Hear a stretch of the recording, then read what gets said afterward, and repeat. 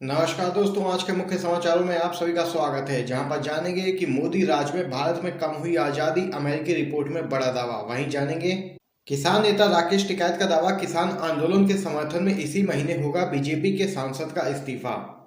वहीं दोस्तों, अगर आप लोग भी पश्चिम बंगाल विधानसभा चुनाव में टीएमसी को प्रचंड बहुमत मिलते हुए देखते हैं तो अभी वीडियो को लाइक करके चैनल को सब्सक्राइब करके अपना समर्थन भी दर्ज करवाइए। तो दोस्तों, पहली बड़ी खबर आपको बता दें कि मोदी राज में भारत में कम हुई है आजादी, अमेरिकी रिपोर्ट में बड़ा दावा सामने निकल के आया है।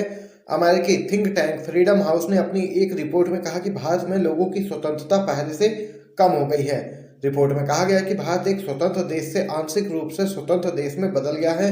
दरअसल इस रिपोर्ट में पॉलिटिकल फ्रीडम और मानवाधिकार को लेकर कई देशों में रिसर्च की गई थी। रिपोर्ट में स्पष्ट लिखा है कि साल 2014 में भारत में सत्ता परिवर्तन के बाद नागरिकों की स्वतंत्रता में गिरावट सी आई है। फ्रीडम हाउस की ओर से कहा गया है कि 2014 के बाद से भारत में मानवाधिकार संगठनों पर दबाव भी काफी बढ़ गया है। राजद्रोह कानून और मुसलमानों पर हमलों का उल्लेख करते हुए लिखा गया है कि देश में नागरिक स्वतंत्रता के हालात में एक गिरावट देखी गई है। रिपोर्ट में भारत को 100 में से 67 नंबर दिए गए हैं, जबकि पिछले वर्ष भारत को 100 में से 71 नंबर दिए गए थे। गौरतलब है कि फ्रीडम इन द वर्ल्ड राजनीतिक अधिकारों और नागरिक स्वतंत्रता पर एक वार्षिक वैश्विक रिपोर्ट है। बड़ी खबर दोस्तों सामने निकल के आई है। राकेश टिकैत का दावा, किसान आंदोलन के समर्थन में इसी महीने होगा बीजेपी सांसद का इस्तीफा। केंद्र सरकार के कृषि कानूनों के खिलाफ किसानों का आंदोलन 100 दिन से लगातार जारी है। इसी बीच किसान नेता राकेश टिकैत ने एक ऐसा दावा किया है जिससे भारतीय जनता पार्टी की टेंशन बढ़ गई है। टिकैत ने कहा है कि इसी महीने आंदोलन के समर्थन में एक बीजेपी सांसद का इस्तीफा होगा। जितने बीजेपी के सांसद हैं उतने दिन यह आंदोलन चलेगा। हालांकि राकेश टिकैत ने कथित बीजेपी सांसद के नाम की कोई भी जानकारी फिलहाल नहीं दी है।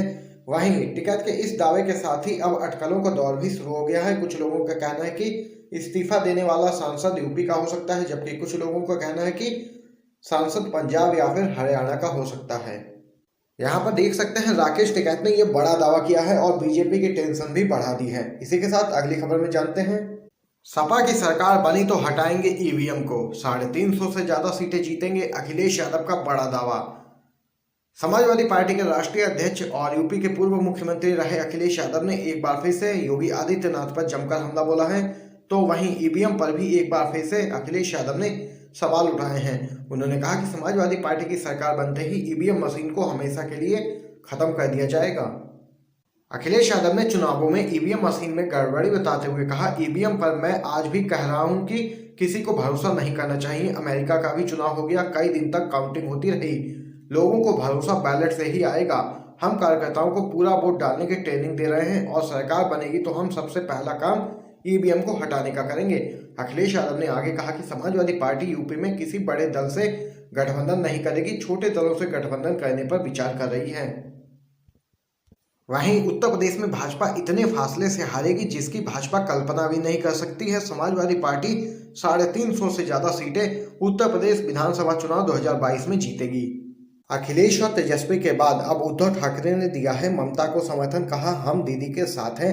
शिवसेना के अध्यक्ष और महाराष्ट्र के मुख्यमंत्री उद्धव ठाकरे ने विधानसभा में बीजेपी और आरएसएस को हिंदुत्व, फर्जी राष्ट्रवाद और किसान आंदोलन के मुद्दे पर जमकर घेरा। वहीं शिवसेना ने भाजपा की मुसीबत बढ़ाने वाला एक बड़ा ऐलान कर दिया है जिससे कि बीजेपी की मुश्किलें बढ़ गई हैं। दरअसल इस महीने से देश के 5 राज्यों में होने वाले विधानसभा चुनाव के लिए मतदान होने वाला है, जिसके लिए सभी राजनीतिक दलों ने सियासी रणनीतियों बनाने पर काम शुरू कर दिया है। माना जा रहा है कि इन 5 राज्यों में से भाजपा का सबसे बड़ा मुकाबला पश्चिम बंगाल में टीएमसी के साथ होने वाला है। गौरतलब है कि राज्य में विधानसभा की सीटें 294 हैं, जहां भाजपा के लिए यह चुनाव बंगाल की सत्ता में एंट्री होने वाला है, लेकिन यहां पर उसकी मुश्किलें अब बढ़ चुकी हैं। इसी बीच शिवसेना ने ऐलान किया है कि वह पश्चिम बंगाल में चुनाव तो नहीं लड़ेगी, बल्कि सीएम ममता बनर्जी की पार्टी टीएमसी को समर्थन देगी। पार्टी के अध्यक्ष और सीएम उद्धव ठाकरे ने कहा है कि पश्चिम बंगाल में जिस तरह के मौजूदा हालात हैं, ऐसा लगता है कि यहाँ दीदी वर्सेस ऑल की लड़ाई बन चुकी है। ऑल एम्स का मतलब मनी, मसल और मीडिया का इस्तेमाल ममता दीदी के खिलाफ किया जा रहा है। ऐसे में शिवसेना ने पश्चिम बंगाल में चुनाव नहीं लड़ने का फैसला किया है। हरियाणा में लव जिहाद कानून पर भाजपा और जेजेपी अलग अलग। डिप्टी सीएम दुष्यंत चौटाला ने दिया है बड़ा बयान। जी हां दोस्तों, हरियाणा के उप मुख्यमंत्री चौटाला ने प्रदेश में लव जिहाद कानून बनाने का विरोध किया है। उन्होंने कहा कि लव जिहाद नाम से प्रदेश में कोई कानून नहीं आएगा। अगर किसी भी धर्म विशेष को लेकर कोई कानून आएगा तो हम समर्थन नहीं करेंगे। यहाँ पर देख सकते हैं दुष्यंत चौटाला ने बड़ा ऐलान कर दिया है और बयान में उनके ये बात साफ जाहिर हो गई है कि वह इस कानून का विरोध करेंगे। इसके बाद से हरियाणा की सियासत को एक और मुद्दा मिलता हुआ नजर आ रहा है। वहीं एक और खबर जानते हैं दोस्तों, पेट्रोल पंप से हटाई गई पीएम मोदी की होर्डिंग्स। गुजरात के पूर्व सीएम शंकर सिंह वाघेला बोले, इसी को भी पता है, इन्हें देखकर लोग भड़क जाते हैं। आपको बताते चलें दोस्तों, देश के 5 राज्यों में होने वाले विधानसभा चुनाव के लिए चुनाव आयोग ने तारीखों का ऐलान कर दिया है। सभी राज्यों में आचार संहिता लागू हो चुकी है। वहीं पश्चिम बंगाल की 294 सीटों पर 8 चरणों में मतदान करवाया जाएगा। इसी कड़ी में अब खबर सामने आई है कि केंद्रीय योजनाओं के विज्ञापन वाले होर्डिंग्स को अब पेट्रोल पंपों से हटवा दिया जाएगा। इन होर्डिंग्स में देश के प्रधानमंत्री मोदी की तस्वीर का इस्तेमाल किया जाना आदर्श आचार संहिता का साफ उल्लंघन है। खबर के मुताबिक भारतीय निर्वाचन आयोग द्वारा 72 घंटे के अंदर पेट्रोल पंपों से पीएम मोदी की तस्वीर वाले होर्डिंग्स हटाए जाने के निर्देश जारी कर दिए गए हैं। दरअसल पश्चिम बंगाल में सत्तारूढ़ टीएमसी ने इस मामले में चुनाव आयोग से शिकायत की थी। बता दें, चुनाव आयोग द्वारा 26 फरवरी को राज्य में विधानसभा चुनाव की तारीखों का ऐलान करने के साथ ही आदर्श आचार संहिता लागू कर दी गई थी।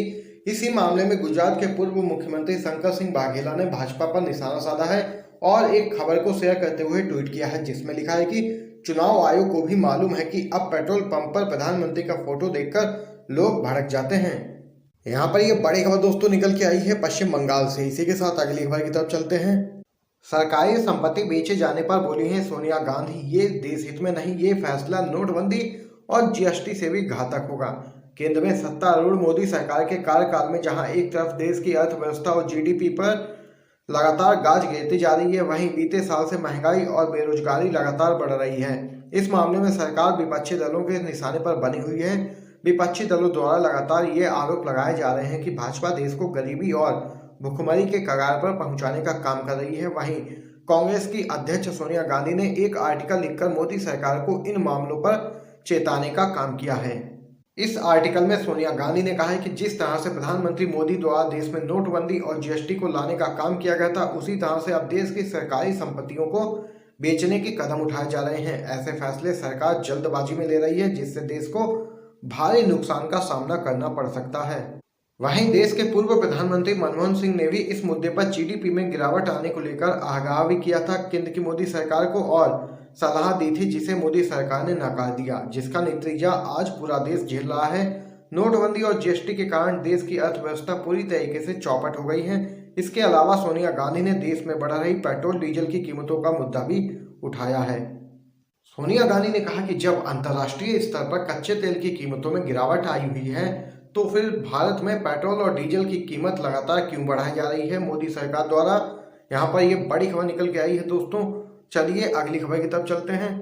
बीजेपी सांसद की राय, मेरे फार्मूले पर समझौता करे सरकार या फिर कृषि कानून रद्द करे मोदी सरकार। बीजेपी नेता सुब्रमण्यम स्वामी का कहना है कि इस समय सरकार या तो मेरे बताए हुए फार्मूले के मुताबिक समझौता करे, नहीं तो कृषि कानूनों को रद्द कर दे।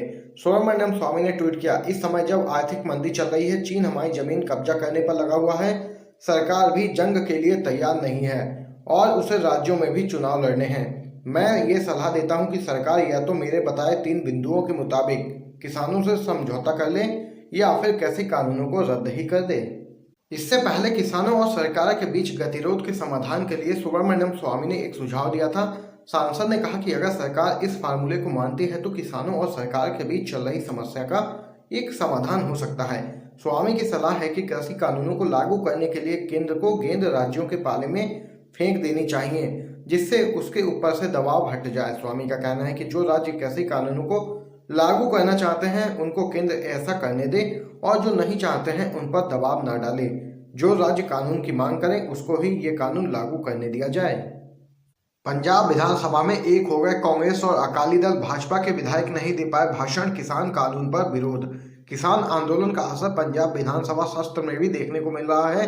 राज्यपाल के अभिभाषण पर चर्चा के दौरान तीसरे दिन कांग्रेस और अकाली दल के विधायकों ने भारतीय जनता पार्टी के विधायकों को बोलने तक नहीं दिया और वहीं विधायकों ने बीजेपी नेता से कहा कि पहले वो किसान आंदोलन पर अपना रुख साफ करें, उसके बाद ही राज्यपाल के अभिभाषण पर बयान दें।